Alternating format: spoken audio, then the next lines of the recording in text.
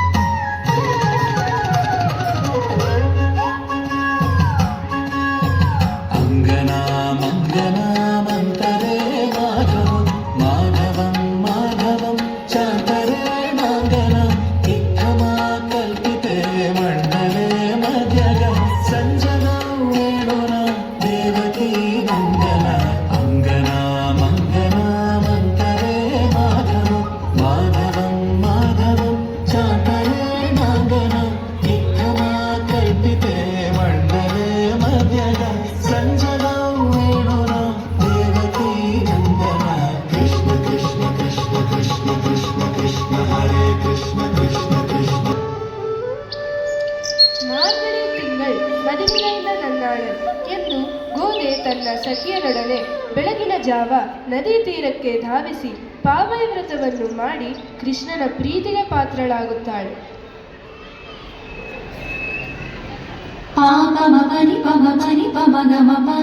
ಸರಿ ಸರಿ ಪನಿ ಪಮಗ ಮರಿ ಸಗಮ ಪಾಮ ಪನಿ ಪಮ ಪನಿ ಪಮಗ ಮಪ ಸರಿ ಸರಿ ಪನಿ ಪಮಗ ಮರಿ ಸಗಮ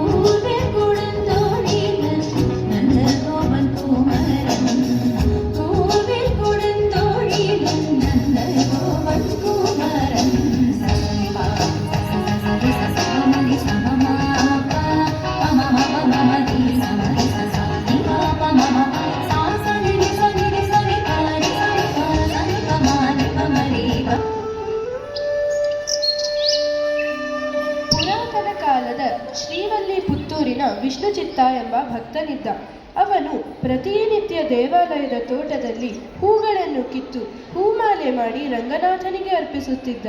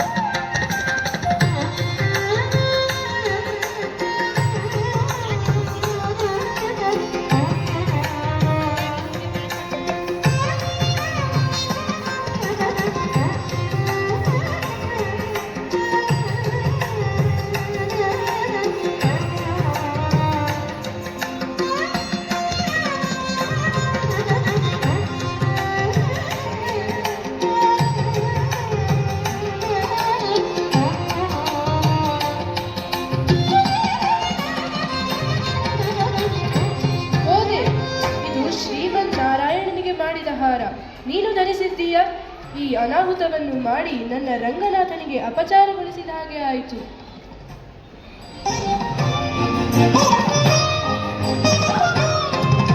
ಎಲ್ಲೋ ರಂಗಯ್ಯ, ಈ ಮಾಲೆ ನನ್ನ ಪ್ರೀತಿಯ ಸಂಕೇತ.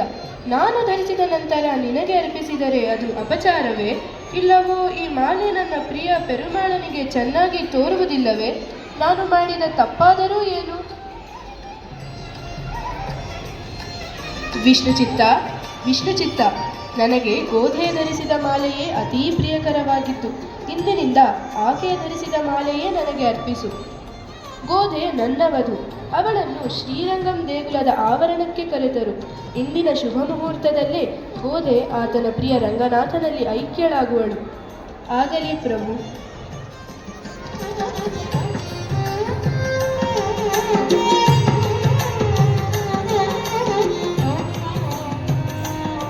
ಗೋಧೆ ಆಂಡಾಳ್, ಭೂದೇವಿಯ ಅವತಾರ. ಈಕೆ ನನ್ನ ಶಾಶ್ವತ ಸಂಗಾತಿ.